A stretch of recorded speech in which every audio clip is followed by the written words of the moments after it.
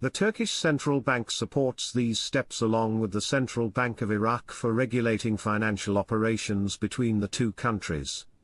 What does it do? It contributes to facilitating commercial transactions. That's talking about international trade, and that's what we're waiting for. At some point they're going to have an international calculation and a forex traded currency. Al-Alaq urges Tokyo to open accounts for Iraqi banks. Quote, the governor of the Central Bank of Iraq, Ali Mohsen Al-Alaq, urged on Wednesday, Turkish banks to open accounts for Iraqi banks to expand financing channels for importing goods and services between the two countries, stressing cooperation in the field of settlements for users of Iraqi cards in Tokyo. Iraq has made huge progress in reforming their country, especially the banking system. It's moving along really well. The economy is staring to grow.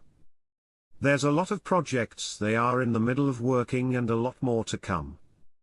When that development road project is up and the railroad right next to it, you're going to see a pretty big boom in Iraq happen quickly.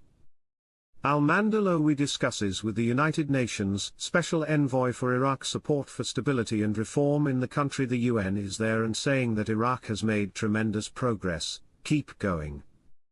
This is an important piece. When they change their value, the world knows they are sovereign and stable. I'm excited, because of the reality of what we're seeing. If we were still in the guessing stages, that'd be different. But we're not in the beginning stages of this. Trump and the Iraqi banks puzzle. Quote, it is very obvious that there are opinions and talks going on behind the scenes or in political rooms. Iraq is going through growing pains. They're still going to struggle. They're going to make a lot of mistakes, but they are poised right now for the future. They're not going to allow any more corruption. I am overly excited. It will happen any day, any time. There are no delays. It is a 100% go. Iraq has already adjusted their per barrel price expectation down to $40 pb. However, the notion Trump has something up his sleeve is almost a given. Trump will end the Middle East conflicts between Israel and Hamas, Syria and Hezbollah, Iran, etc. In exchange, I think the bargain will be that Trump and America gets to experience the inevitable revaluation on Trump's watch and not on Biden's. It is estimated that the USD and the State Department hold a great deal of dinar as a result of the many loans to Iraq that were, in reality, currency swaps.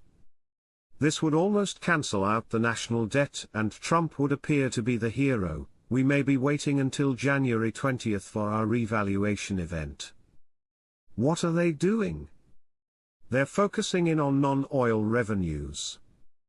That's important because 90%, 95% used to be all oil. Alaq is talking about getting to $40 a barrel, by going to non-oil revenue streams, by opening up the private sector. The transformation of the country is phenomenal. It's not going to stop. We have the evidence of that. Question, Guru. Nader said IQD on Forex, I wonder what does that mean for us? Marks, there are still some trading restriction on the IQD, but, this tells us they are preparing for that international status. We should start being excited.